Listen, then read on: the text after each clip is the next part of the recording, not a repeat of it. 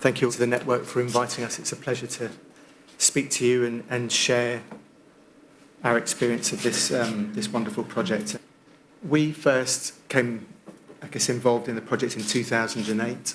For those of you who don't know, BDP is a multi-disciplinary practice, so we're architects, engineers, lighting designers, and that full team's expertise was sort of brought to bear on this project.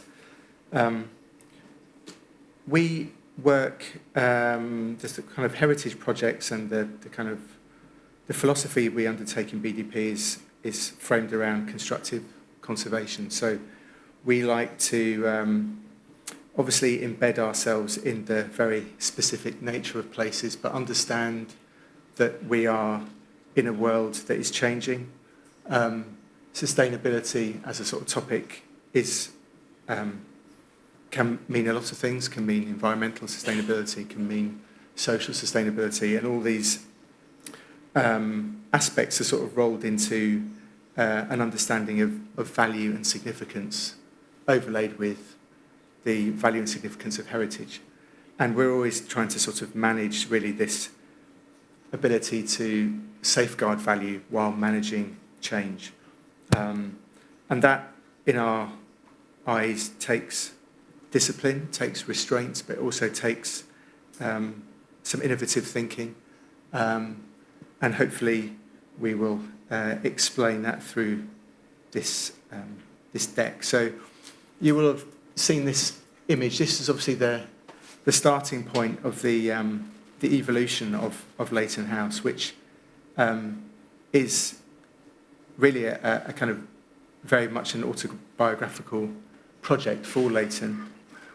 The building starts as a very kind of simple, kind of classical palazzo, if you like, and then we basically undertook this sort of process of mapping the evolution of the house. And as you may have picked up on Daniel's presentation, Leighton, over his years of occupation, gradually changed, added and evolved the house. And that really was a kind of reflection of the status of artists in Victorian times, from being, I guess, fairly kind of humble, lowly members of society to being actually quite highly revered. So Leighton, in many ways, was the sort of precursor of the kind of cult, or the celebrity, if you like, of artists. The nature of that evolution, you can see, happens both parts of the house, east parts of the house, west parts of the house.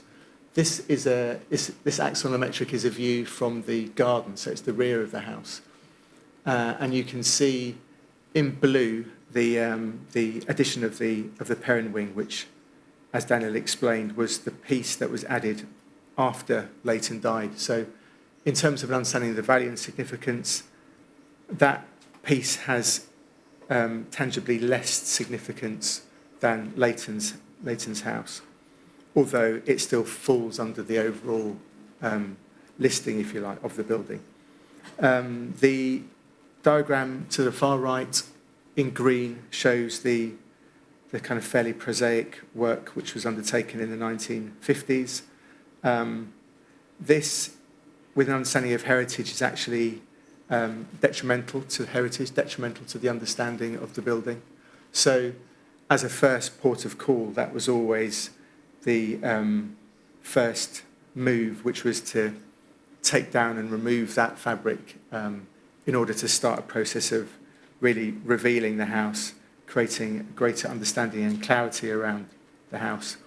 And as Daniel showed, this was the elevation that kind of presented itself to the street when we became involved.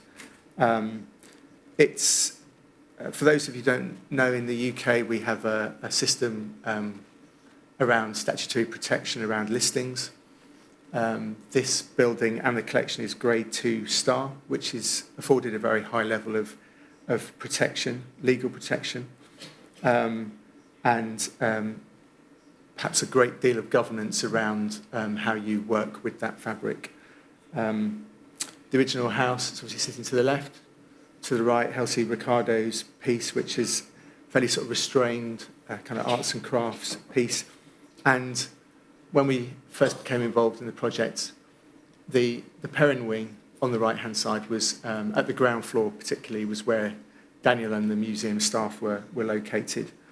They had a separate entrance through the Perrin wing, which was sitting in sort of dialogue with the principal main entrance to the house, which is sitting centrally, which you'll notice is approached by steps, and clearly that presents barriers to users, and as a public building was something that was obviously a key part of the briefing to make it inclusive and equitable for all.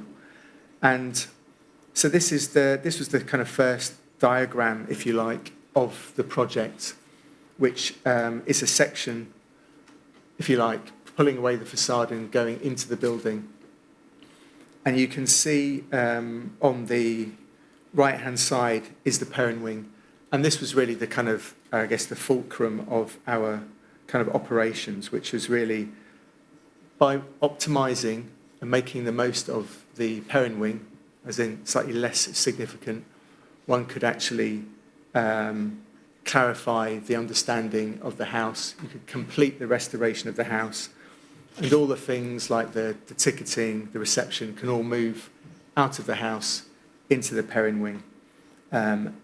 And then that will allow the restoration of the house to be completed, but it would also allow us to incorporate the new visitor and collection care aspects of the brief, and also look at things like fabric upgrades and fabric improvements to provide a more sustainable operation, more economic and less energy intensive operations for the museum.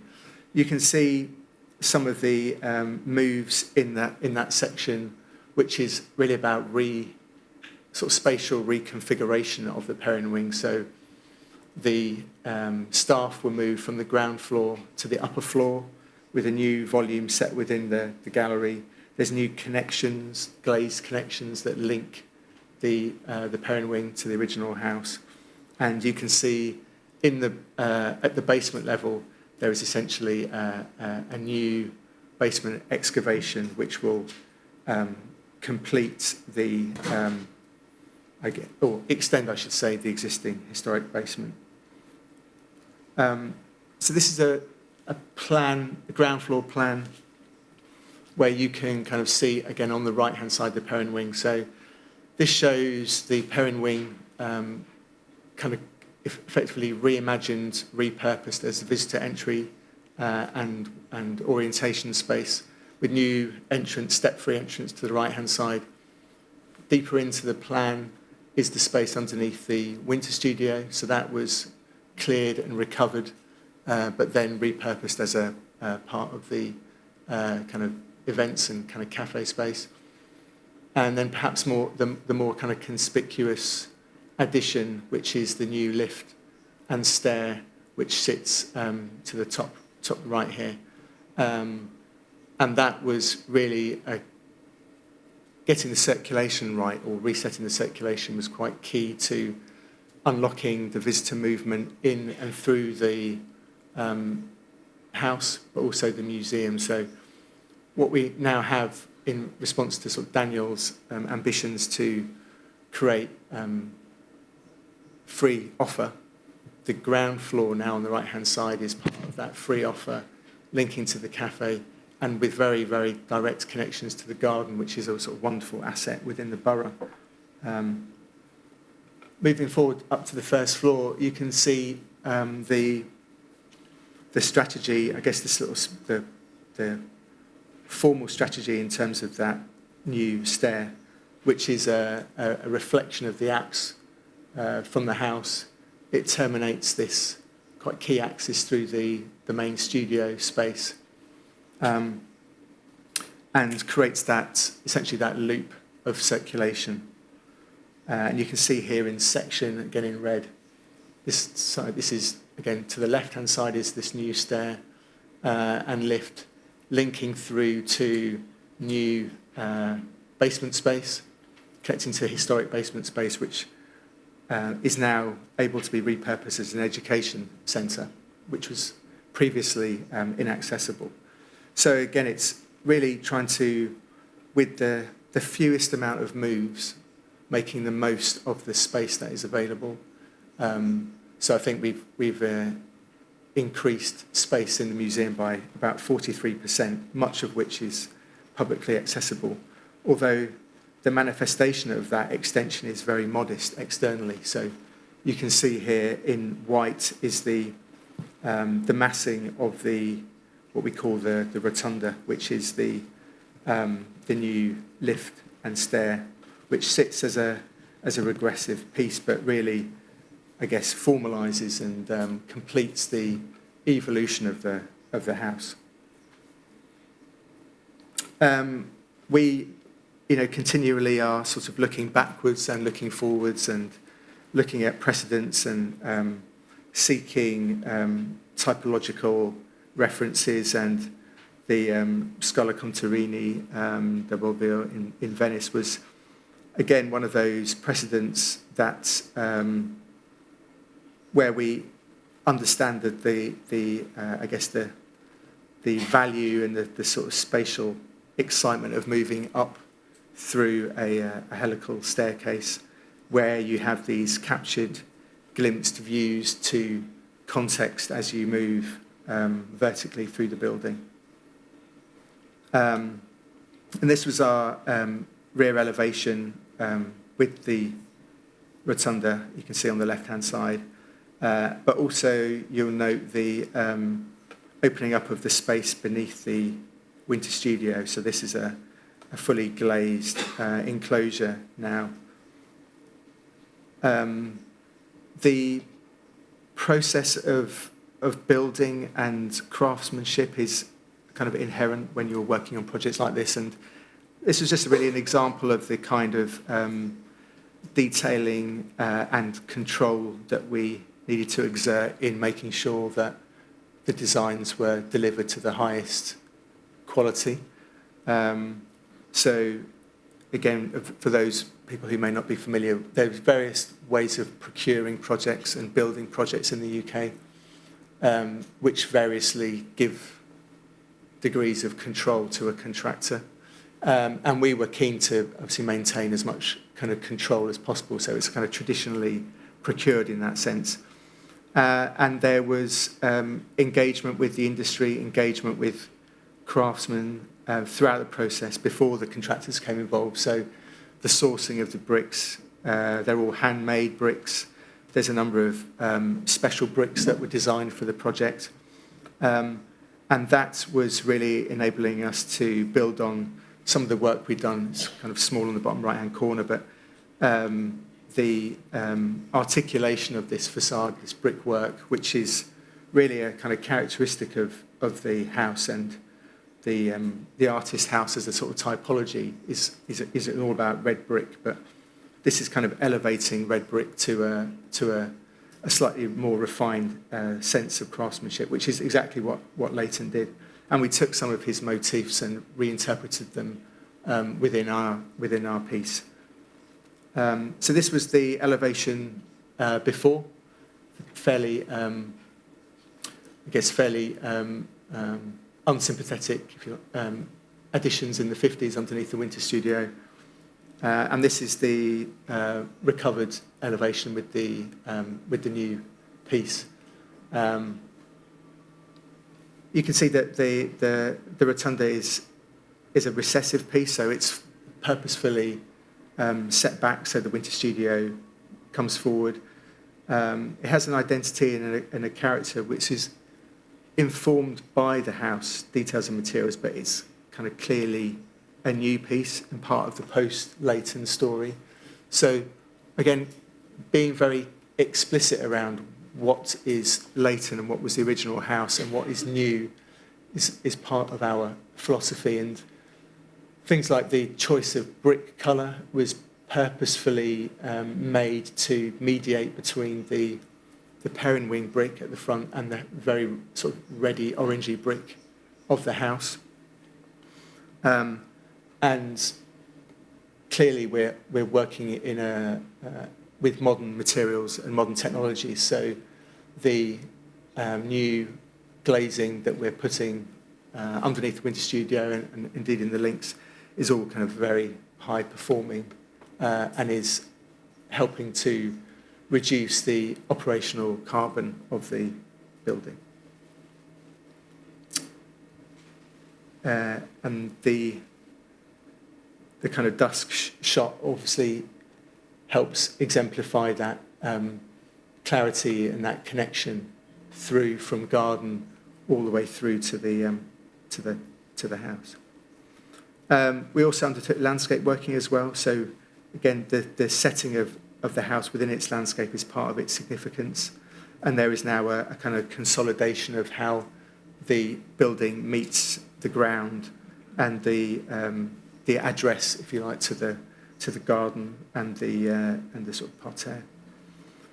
So moving around to the front, part of the project was again to be very explicit about what is museum and what is house, and the new entry to the museum being read as really a kind of a counterpoint to the house entrance, having a kind of duality which really does preserve the authority of the house's entrance, but gives a sense of value to the museum as a piece that is really telling a story that's supporting the house.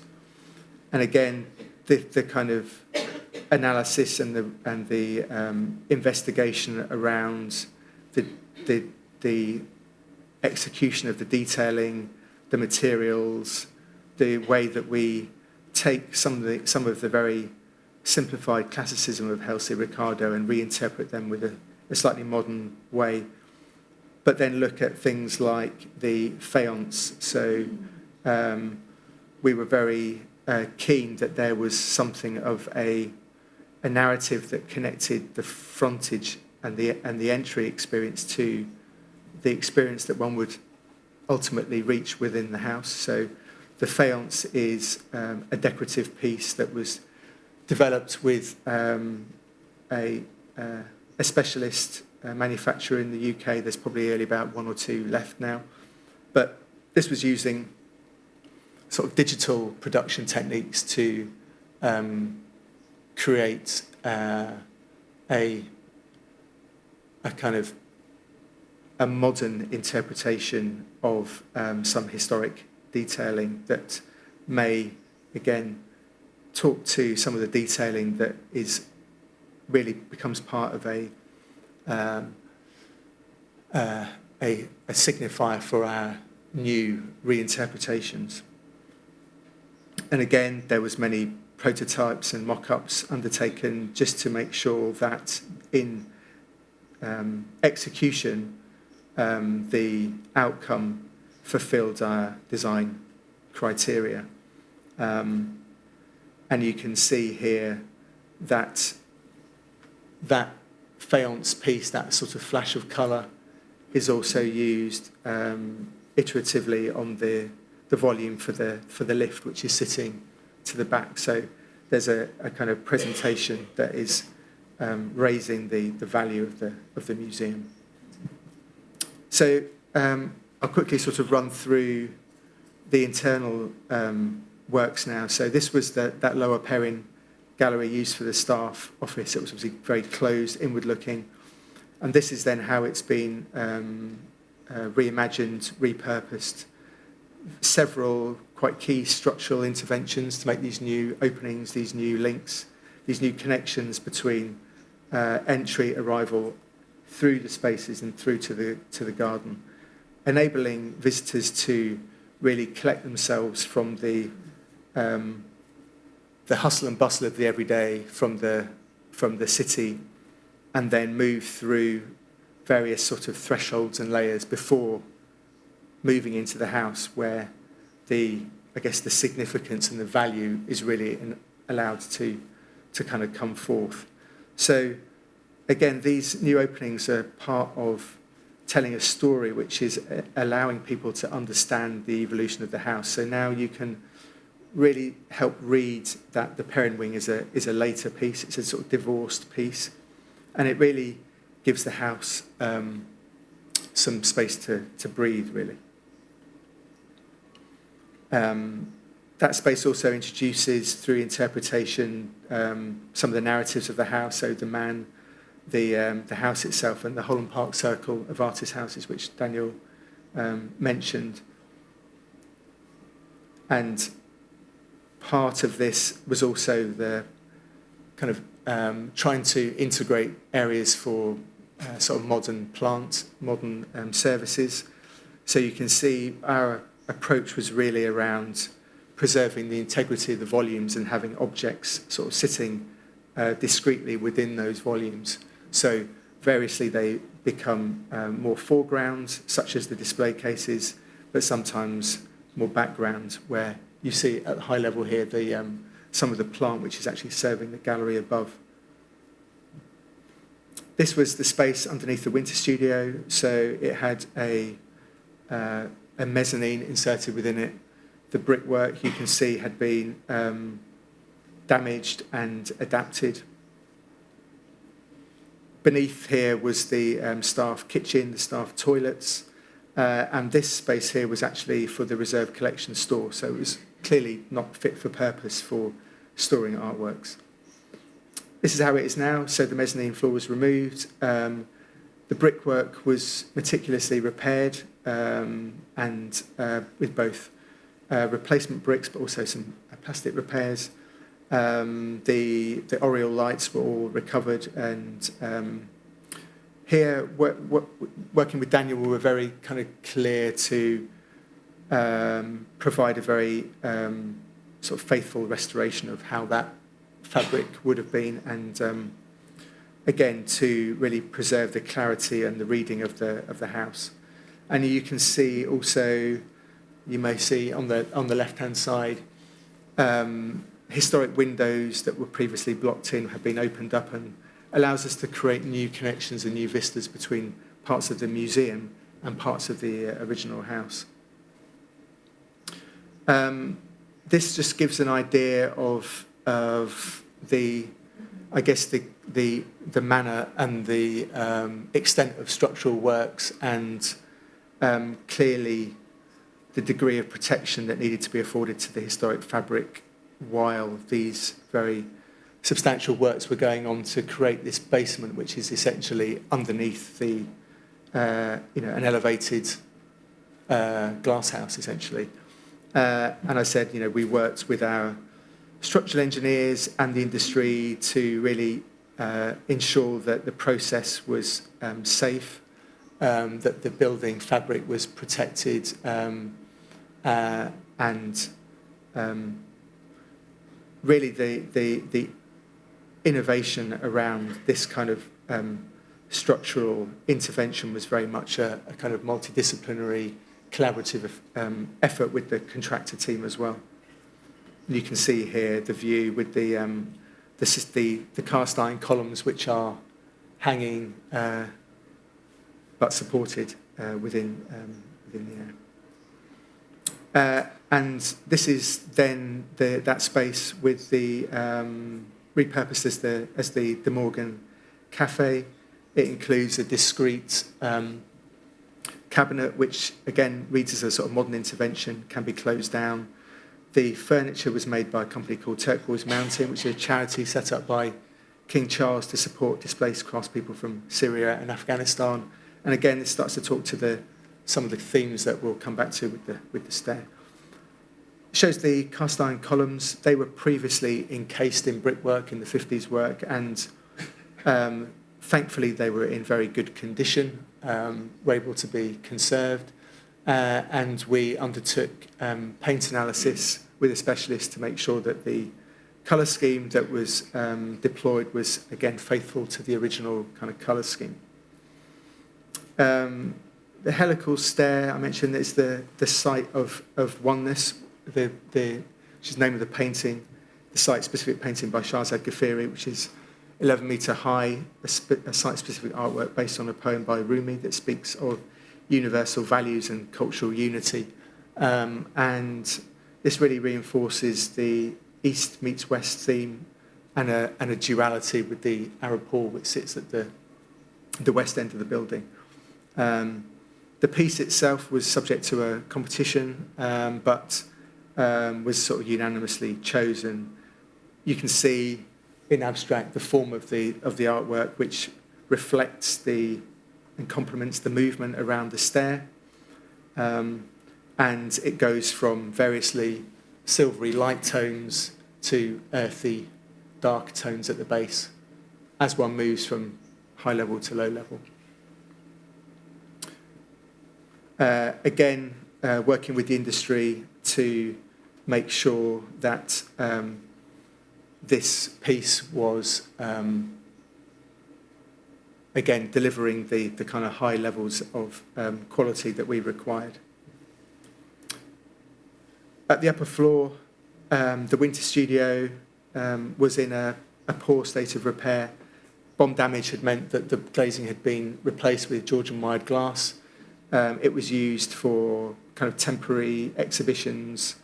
You couldn't really understand it as Leighton's winter studio. It was also a route through to the upper Perrin gallery, so it became really kind of like a corridor.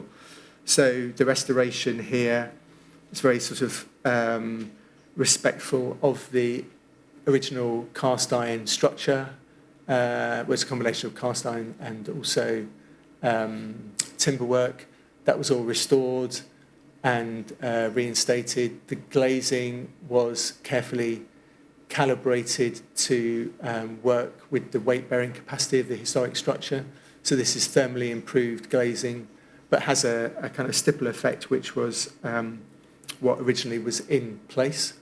But again, this is providing slightly, well, I would say very much sort of better improved conditions within that space, which did obviously fluctuate very hot and very cold, and allows the museum to represent it as Leighton's winter studio. Again, understanding the importance of that space to the house type, the studio house typology. The upper Perrin gallery was compromised by perimeter servicing, and also the lantern lights were typically shut down because of the conservation requirements of display. We've been able to represent that gallery, remodelling the roof to incorporate a new staff deck and servicing. So removing the servicing from the perimeter, the servicing is now coming from above, freeing the floor area. The historic top lighting has been sort of simulated by this kind of coving and light detail, giving the impression of top lighting. But the top lighting itself is servicing now the staff gallery and the staff workspace that's sitting above, kind of quite symbolically, sitting at the top of the building, connected back to the historic house basement as a consolidated staff suite, with a new opening that we made in the gable to, again, present a captured view. And you can see here that staff deck at high level, floating within the volume of the space, connected back through to the historic house. So going from the top all the way through to the bottom, this is obviously back to the stair and the lantern at the top, which brings natural light down to the basement.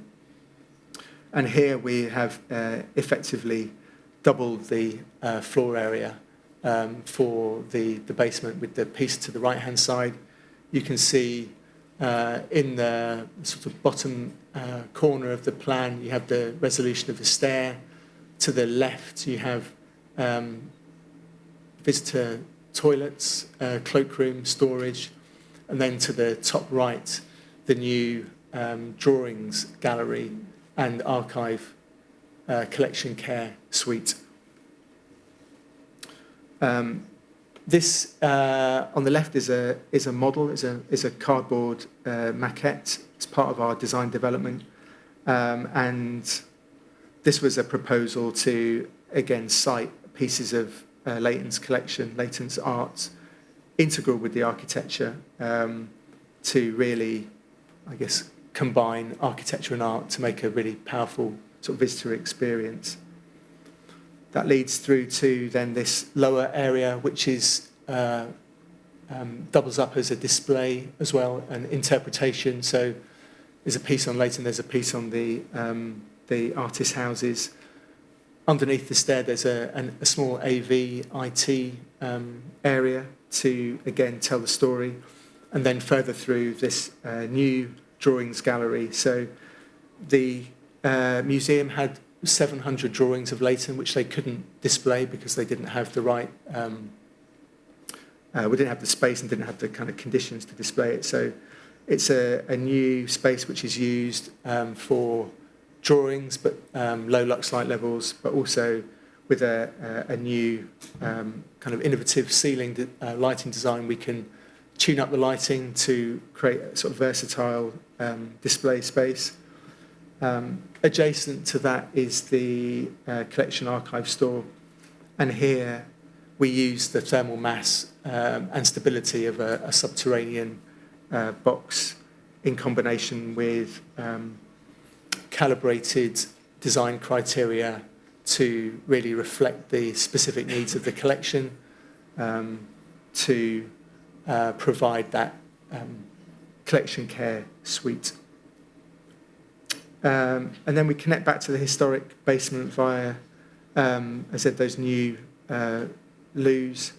The basement contains accessible education suite, and we were able to, again, retain in situ some of the historic fabric, the top pavement lights and grills, supported by articulated new structure, and again giving that very clear layering of kind of contemporary and original historic fabric. And I mean the kind of, I guess, the key outcome really of the project is not so much the works within that Perrin Wing and our project, but really enabling the museum to bring in the audiences and bring in the new conversations, the processes of exchange and dialogue, both kind of within the borough and also broader, to really cement the house as a place that's open for all, that's accessible for all, that's not apologetic about its content, that promotes equity and inclusion in the understanding and the reading of common heritage. And that's it.